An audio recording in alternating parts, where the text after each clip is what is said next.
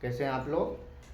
हम लोग कल एक जो सीरीज स्टार्ट किए हैं कि बिहार बोर्ड का कक्षा 6 से लेके 10 तक का ह्यूमैनिटीज़ के जितने भी सब्जेक्ट हैं, चाहे ज्योग्राफी हो, हिंदी हो, इतिहास हो, पॉलिटिकल साइंस हो, उन सब पे chapter by chapter, line by line हम लोग उसको पढ़ेंगे। उस पर उसका जो भी इम्पोर्टेंस क्वेश्चन है, ऑब्जेक्टिव सब्जेक्टिव, उन सब को एक एक करके देखेंगे और याद करते हुए पढ़ते हुए चलेंगे। तो ये जो सीरीज स्टार्ट किया है उसमें हम कल एक आप लोग को एक वीडियो दिए थे कि प्रस्तावना पे, कि प्रस्तावना का मतलब क्या है, एग्जैक्ट प्रस्तावना है क्या।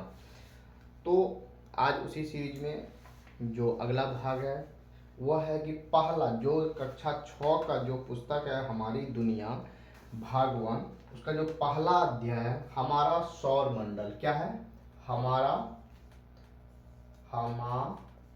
हमारा सौर मंडल, हमारा सौर मंडल, हमारा सौर मंडल। ये जो भूगोल है का जो पहला अध्याय, लेसन अध्याय फर्स्ट, इसे हम कह सकते हैं अध्याय फर्स्ट, अध्याय फर्स्ट, पहला लेसन है हमारा सौर मंडल। तो हमारा सौर मंडल कक्षा 6 हमारी दुनिया का पहला चैप्टर है हमारा सौर मंडल, और हम लोग वहाँ से पढ़ना स्टार्ट करेंगे। गोविंद पिताजी के साथ रात में छत पर लेटा हुआ आकाश की ओर देख रहा था। दूर टिमटिमाते तारे उसे अच्छे लग रहे थे। वह पिताजी से पूछ बैठा, पिताजी तारे टिमटिमाते क्यों हैं? कुछ तारों में कम तो कुछ में ज़्यादा चमक क्यों होती है? यह चैप्टर यहीं से, इसी कहानी से एक एक करके बच्चों के माध्यम से, एक जिज्ञासु कहानी के माध्यम से हमारे सौर मंडल के बारे में जानकारी देता है। सूर्य सौर परिवार का मुखिया है। इसमें क्या है कि गोविंद जो है अपने पिताजी से ये जिद करता है कि पापा, पूछता है कि पापा तारे टिमटिमाते क्यों हैं? तो पिताजी ने सीधा उत्तर देने के बजाय उन्होंने कहा कि चलो आज तुम्हें तारामंडल घुमा ले आते हैं। जब वो गोविंद तारामंडल पहुंचता है तो वहां देखता है कि पूरे सौर परिवार का ग्रह, उपग्रह, इन सब के बारे में वो सीखता है। सूर्य सौर परिवार का मुखिया है। तो पहला इसमें की पॉइंट है कि जो सूर्य है, सूर्य वो क्या है? सौर परिवार का, सौर परिवार, सूर्य सौर परिवार का मुखिया है, का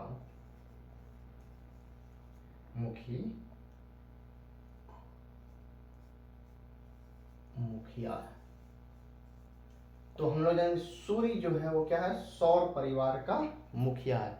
सौर परिवार का मुखिया सूर्य क्यों है? सूर्य से ही तो सौर बना है, और कोई परिवार का हेड ही तो उसका,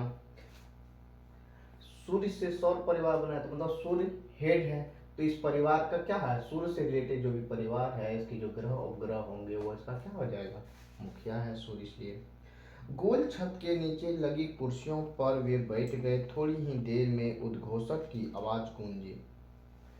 सूर्य सौर परिवार का मुखिया है। उद्घोषक ने आवाज में कहा कि सूर्य सौर परिवार का मुखिया है। यह परिवार का सबसे बड़ा एवं प्रमुख सदस्य है। सौर परिवार के सभी सदस्य प्रायः इसके प्रकाश से ही प्रकाशित होते हैं। मतलब हम लोग इसमें एक चीज जान गए कि सूर्य सौर परिवार के जितने भी सदस्य हैं, चाहे ग्रह हो, उपग्रह हो या अन्य उल्कापिंड जो भी है, इन सब में जो चमक है, जो प्रकाश है, वो सूर्य से ही मिलता है। ठीक है, आगे चलते हैं। सौर प्रज्वल।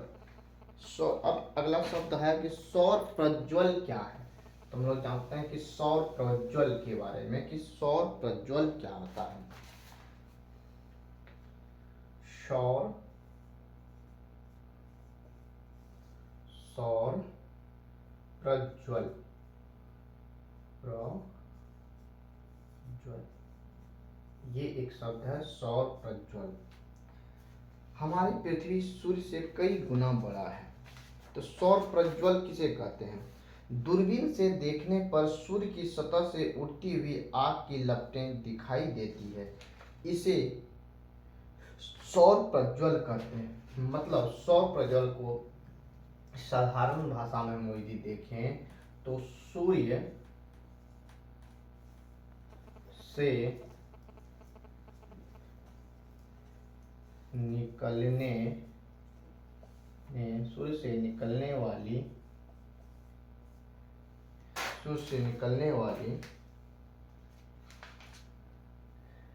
किरणें जिसे हम कह सकते हैं कि आग की लपटें। सूर्य से जो आग की लपटें, दूरबीन से देखने के बाद ऐसा लगता है कि सूर्य से आग की लपटें निकल रही है, अर्थात से जो किरण निकलता है, रेज निकलता है, उसे हम क्या कहते हैं? सौर प्रज्वल। ठीक है। तो सौर प्रज्वल के बाद अगला है, देखते हैं ग्रहों से परिचय। इससे पहले है कि हमारी पृथ्वी सूर्य से कई गुना बड़ा है। अगर हम सूर्य को क्रिकेट की गेंद माने तो पृथ्वी राई के दाने के बराबर है। सोचिए हमारी पृथ्वी से सूर्य कितना गुना बड़ा। ग्रहों से परिचय, तो ये हुआ सूर्य जो सौर परिवार का मुखिया हो गया, और उससे जो लपटें निकलती है जो दूरबीन से देखने के बाद, उसे हम कहते हैं सौर प्रज्वल। तो एक पॉइंट इंपॉर्टेंट हुआ है सौर प्रज्वल। अब आते हैं कि इसके मुखिया तो ये हो गया सूर्य, लेकिन उस मुखिया का, उस जो सौर परिवार, उसका अन्य सदस्य भी होगा। तो अब उसमें आता है ग्रह।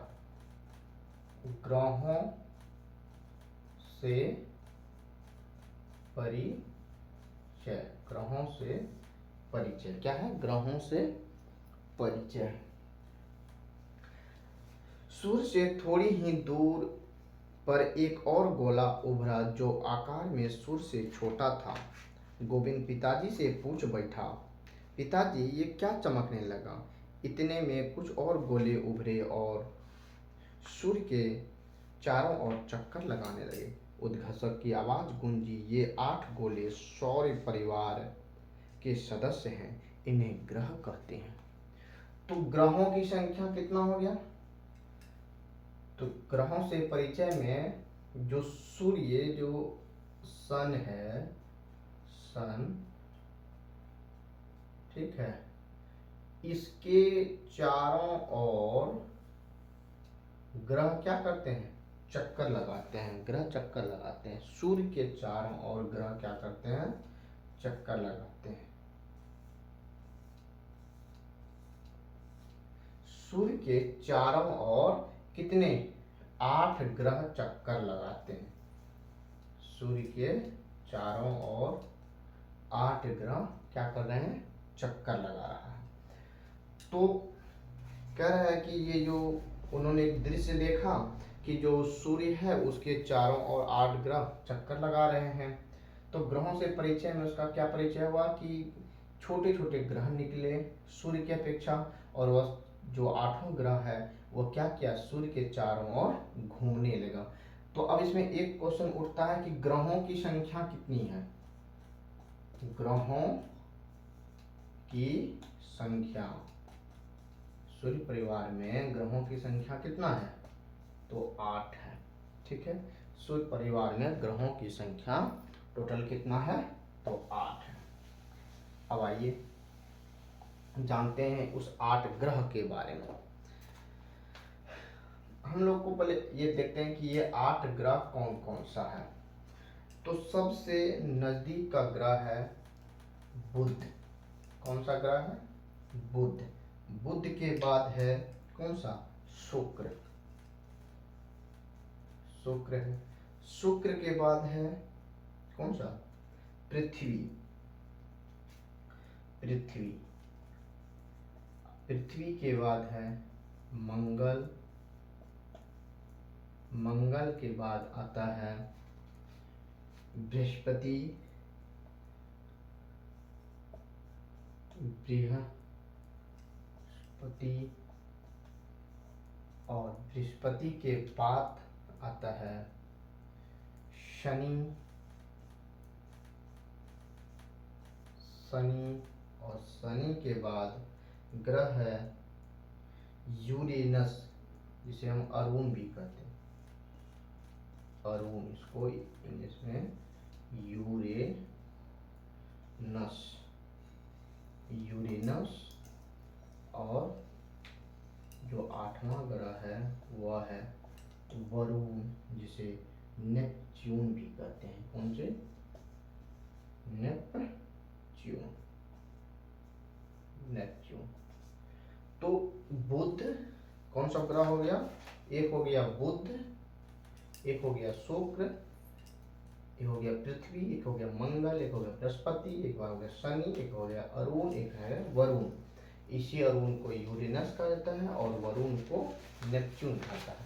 तो सौर परिवार में सूर्य के चारों ओर चक्कर लगाने वाले 8 ग्रह कौन सा है? तो ये 8 ग्रह हैं। ठीक है, तो हम ये जानते हैं सूर्य परिवार में कितना ग्रह है सौर परिवार में? तो सौर परिवार में 8 ग्रह। कंपटीशन के एग्जाम में यह जानकारी के लिए दोनों दृष्टि से हमको ये जानना चाहिए कि सूर्य से नज़दीक और दूर के हिसाब से कौन कौन ग्रह है। तो ये है, मान लेते हैं ये है सूर्य। ठीक है, अब यहाँ से जो ग्रह इसके चारों ओर घूमते हैं तो वो कौन सा है? सूर्य के सबसे जो नज़दीक ग्रह है वह है बुध। बुध के बाद जो ग्रह आता है वह शुक्र। दूरी के हिसाब से आपको याद कर लेना है, क्योंकि ये हर एग्जाम में पूछता है। शुक्र, और शुक्र के बाद ग्रह आता है पृथ्वी। पृथ्वी के बाद ग्रह आता है मंगल, मंगल।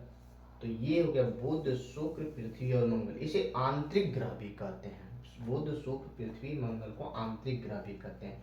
इसके एक कारण आंतरिक ग्रह का ये भी है, ये सबसे नजदीक के 4 ग्रह हैं और ये चट्टानों से बने हुए हैं। ठीक है, इसलिए से आंतरिक ग्रह भी कहते हैं। तो बुध, शुक्र और पृथ्वी, मंगल। ठीक है, तो 1 नंबर पे बुध नजदीक के हिसाब से, नजदीक, नजदीक के आधार पर, नजदीक के आधार पर सूर्य से नजदीक के आधार पर बुध, शुक्र, पृथ्वी, मंगल। ठीक है, 4 हो गया। अब मंगल के बाद आता है बृहस्पति, बृहस्पति, बृहस्पति हो गया 5वें स्थान पे, और उसके बाद आता है शनि 6वें स्थान पे, और शनि के बाद फिर आता है कौन? 1 2 3 4 5 6 7वां पे आ जाएगा कौन सा? वरुण, अरुण, अरुण। ये हो जाएगा 7वें स्थान पे, और 8वें स्थान पे हो जाएगा वरुण। ठीक है, तो दूरी के हिसाब से सबसे दूर कौन है? वरुण है सबसे दूर। सबसे नजदीक कौन सा हो गया? बुध। ये 8 ग्रह हैं हमारे सौर मंडल जो है, सूर्य का जो परिवार है सौर परिवार, उसमें ये 8 ग्रह है।